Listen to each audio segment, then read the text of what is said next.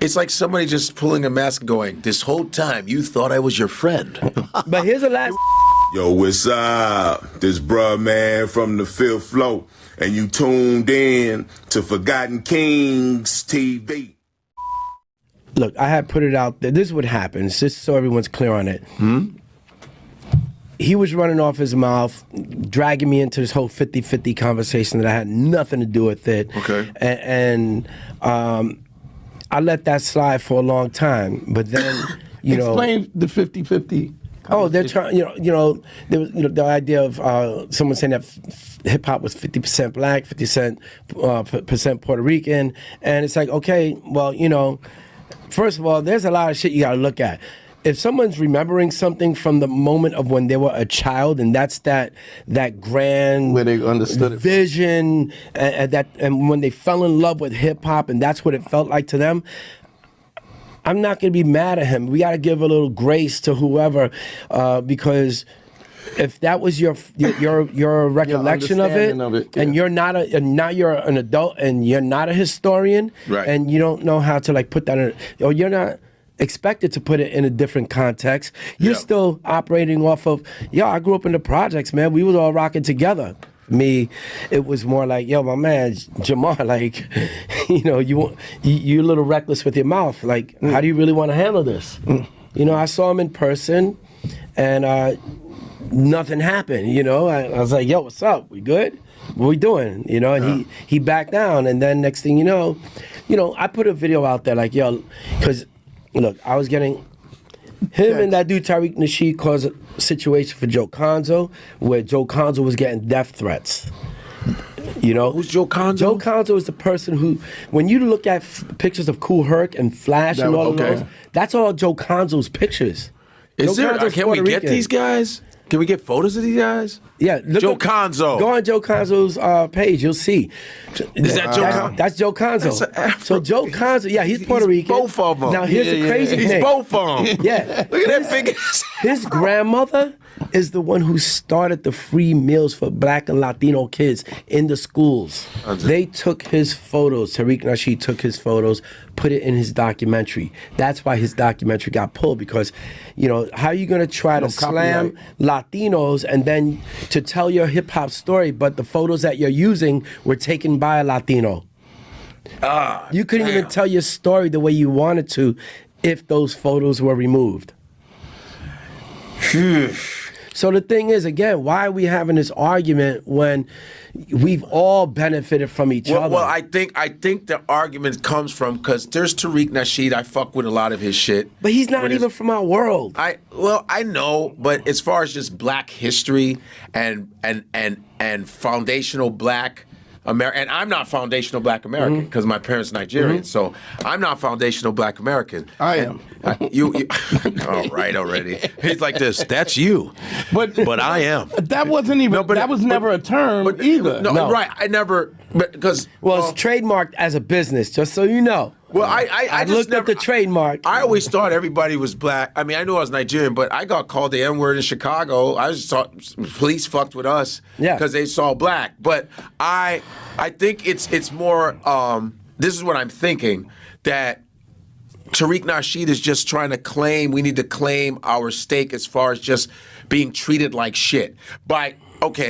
Everybody goes through oppression, Latinos, but then you got Latinos that turn around and hate black people. So the guys, you got black people that hate black people. I know that, but you didn't have black people hating Puerto Ricans, though. I was about to go do a relief effort in Brandon, Florida. I partnered up with this group called HLX Plus and Procter & Gamble. Yeah. We brought $350,000 worth of supplies to the black and brown communities, underserved communities in Brandon, Florida after the hurricane. Yeah. And I was like, well, let me take this video down, because I don't, you work with certain companies that are like, oh, they don't want to see that. He's toxic. He's controversial. Of course. So I took it down, and then, after that, I was going to Puerto Rico. I go to Puerto Rico. I'm there for 3 weeks.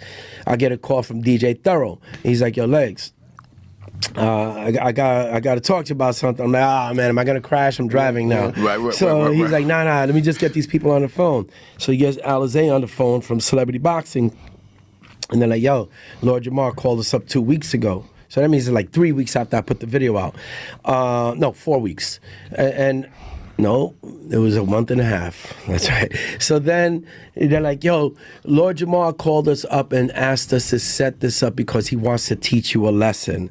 And I'm like, well, first of all, it was my idea, you know. Second of all, tell him my official answer is knuckle up. Like, let's do this. I'm okay with that. I'm good. I wanted to do it in the first place. Right. And the problem with Lord Jamar is that, you know, in the fight game, if you try to set up a fight or get endorsement, look, I offered to do it to raise money for Black and Latino education. Right. He didn't bite on that. You know. So when Celebrity Boxing called me, I said, look, I wanted to do this as a fundraiser. I'll do it with you guys, but can we make some money go towards like some educational programs for our community? Yeah. And they said, yeah, we can figure out something like that too. So I'm like, all right, bet, I'm down. Right. And then, you know, but I was the only one talking about it publicly. He reached out to them to set it up, but he wanted to get paid money grab X amount of dollars for him to even mention it publicly. Wow. So it's like, dude, you don't get the money before you talk. Even the top boxers are like, they gotta shoot their shit on TV. And wow, he really feel. Yeah. So, but here's the fucked up part. I get death threats, all this crazy shit. Yeah. Because people got him. He got people thinking I'm bullying him, and it's like, yo, my dude. Wow, this is. Yeah. So you know that because that's what he did to you. He did it to me like.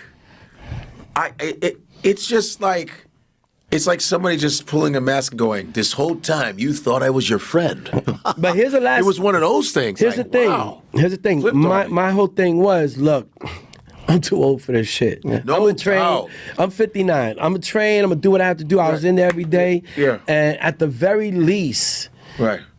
I'm gonna kick his ass in the ring, or he's gonna play himself and not live up to what he asked Celebrity Boxing to do, and he's gonna have to answer to his own circle for being a little bitch. Right. You know, and not doing that. Right. And look, I don't, honestly, man, there's a part of me that in my heart, I feel like, yo, I hope the brother gets better. I hope whatever he's dealing with, if there's something that's going on, I hope something gets better. Beef. I go, I ain't got no beef with the guy. I don't have any.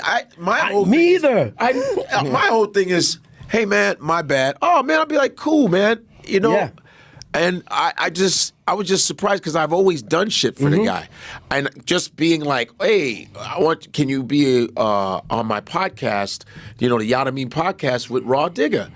And I said, cool, what? Me, Lord Jamar, Raw Digger, what the fuck? Like, and I would go to Brooklyn. I don't be going to Brooklyn. I don't go to Brooklyn if I don't have to. Never been to my house. One time, remember? You didn't pay for my parking either, man. I came one time.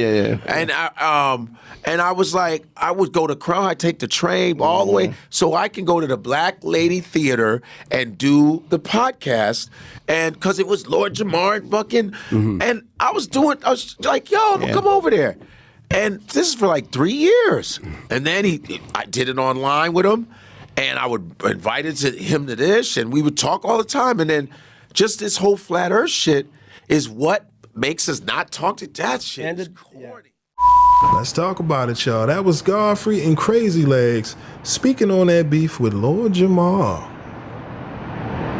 That's right, y'all. Now, of course, as we all know, last month, Godfrey and Lord Jamar had their own falling out after Lord Jamar embarrassed himself during a flat earth debate with an individual who goes by the name of Professor Dave. Okay, instead of Lord Jamar admitting that he was not prepared for this debate that he asked for, he went ahead and blamed Godfrey and his co-hosts on why he embarrassed himself while on Godfrey's podcast. Okay, since then, Lord Jamar has been sending shots at Godfrey. I even seen a recent video that I will play at the end of this one, where Lord Jamar on his live admits to manipulating Godfrey, okay, during the whole boycott Vlad situation. Now, again, for those who may not know, remember Godfrey and Lord Jamar, they were regulars on Vlad TV, right? Up until a point where I guess Vlad, he put out some misinformation on the Minister Farrakhan, and because Lord Jamar and Godfrey was, regulars on the platform, they pretty much told, according to Lord Jamar, he convinced Godfrey to boycott together, you know what I mean, against Vlad and his platform, if Vlad chose not to apologize for the misinformation he put out there on the Minister Farrakhan. Okay, so of course, Vlad refused to apologize, and since then, you haven't seen Godfrey or Lord Jamar on Vlad TV, right? But up until that point, people thought, listen, man, they had to be tight. You get what I mean as far as Godfrey and Lord Jamar? But now, after seeing some of these clips of Lord Jamar, admitting to manipulating Godfrey, I'm not sure if Lord Jamar was as genuine as we all assumed, right? Because even Godfrey in his sit down with Crazy Legs, he admits to being taken away, right? Or taken back from the fact that it seemed as if Lord Jamar just switched up on him. You get what I mean? Now, again, it's a lot of things that, it's just been a little, I don't know, it's been a little funny with Lord Jamar. Outside of his debate with Fat Joe, right, and FBA, certain things he said on several platforms have rubbed people the wrong way, right? And to see him just quickly turn, right, cold switch on Godfrey like this, listen, now, everyone's wondering, well, damn, was Lord Jamar ever cool with Godfrey from the beginning? Because now, like I said in these videos, it seems like Lord Jamar had his own agenda. Okay, now when it comes to Crazy Legs, I get it, right? Because even in this interview, Crazy Legs with Godfrey, there's certain things that I'm sure, many of us would challenge Crazy Legs on when it comes to the origins of hip hop, right? But according to Crazy Legs, he said he ran into Lord Jamar, pressed him. They were supposed to box for charity. For whatever reason, it didn't happen. You get what I mean? But ultimately, people are now looking at Godfrey like, how convenient for you to invite Crazy Legs on your platform now that you and Lord then had y'all falling out. You get what I mean? Now, both of these men can sit on the platform and discuss Lord Jamar. You get what I mean? So I'm sure at some point, Lord Jamar will respond back to both Crazy Legs and Godfrey. But like I said, after watching the interview, you can tell that Godfrey is still bothered by what Lord Jamar is still doing. You get what I mean? And even in this interview, I seen some of the comments. A lot of people are calling Godfrey a tether, and I'll save that for another video. I guess they feel like Godfrey didn't challenge Crazy Legs on some of those topics. But again, like I said, in certain parts, he definitely did challenge Crazy Legs on certain things he brought up in the interview. But like I said, overall, people just noticing the optics of Crazy Legs and Godfrey sitting together, discussing Lord Jamar. And like I said, after seeing this video, I'll let y'all decide, if Lord Jamar was ever really cool with Godfrey, because again, it made no sense. Even Lord Jamar, Godfrey is saying, yo, you mean to tell me we had a falling out over a flat earth debate? So that lets you know. You get what I mean? Maybe Lord was never really straightforward with Godfrey. Maybe Godfrey never seen it. But now you get to see Godfrey and Crazy Legs, speak on their issues with Lord Jamar on this episode of In Godfrey We Trust. Again, I'll make sure to leave the link in the description. But like I said, man, after I seen that video of Lord talking about how Godfrey was easy to manipulate during his beef with Vlad, man, like I said, it was definitely something I had to sit back and watch, because now you got to second guess their whole relationship from day one, But again, y'all let me know, what are your thoughts on Godfrey and Crazy Legs speaking on that beef with Lord Jamar?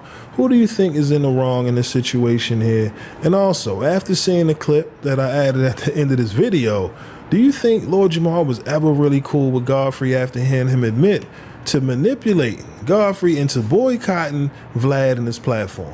Let me know your thoughts on everything down in the comment section below. But again, that's all I got for y'all today. My name is Sensei Rip. Till next time, peace.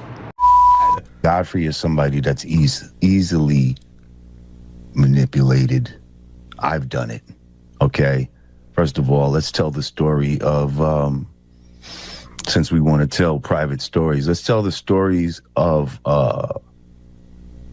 how the Vlad protest actually happened, okay? And this is word to my seeds, something that this guy doesn't have. But anyway, when we're talking on the phone with Vlad about, listen, you need to fucking apologize or else, You know what I mean? First of all, I'm the one that called Godfrey like, yo, we need to fucking, you know what I mean? We need to stand together and do boom, boom, boom, boom. I can hear the apprehension, but he's like, okay. You know what I mean? So we call him. We tell Vlad what it is. At some point in the conversation, Godfrey talking about, yeah, well, maybe we'll just take a break for a little while.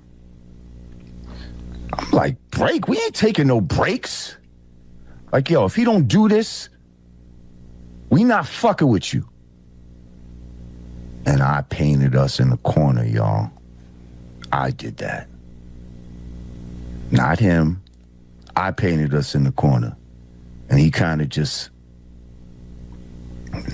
you know what I mean? He just kind of went with it because he knew that was, he really had no choice at that time. If he would have went against that, that would have been a bad move. Yeah. But I'm the one that painted him in the corner to the Vlad shit. So now, you best believe he's going back to Vlad. That's all I could say. Salute world, I need y'all to do me a favor and check out my homie Grand Finale's latest video titled Less is More, okay, available on YouTube right now. I'm about to bless y'all with the teaser. If you like what you hear, make sure to hit the link in the description to subscribe to the homie's channel. Also leave a comment and tell him that Rip sent you, alright? Alright y'all, peace. You starstruck, you stuck when I leave you in awe. What you saw had you floored as you picked up your jaw. Can't ignore, you were shook to the core. Couldn't endure what many claim this war wasn't witnessed before. Earthquakes and aftershocks and tectonic plates and magma rock. Thank you for watching my video. If you like what you see, make sure to hit that subscribe button if you haven't already. And also, hit that notification bell to get the latest on hip-hop, sports, comedy, whatever. All right, we got you covered over here at Forgotten Kings TV. And also, click on one of these videos, okay? All right, y'all.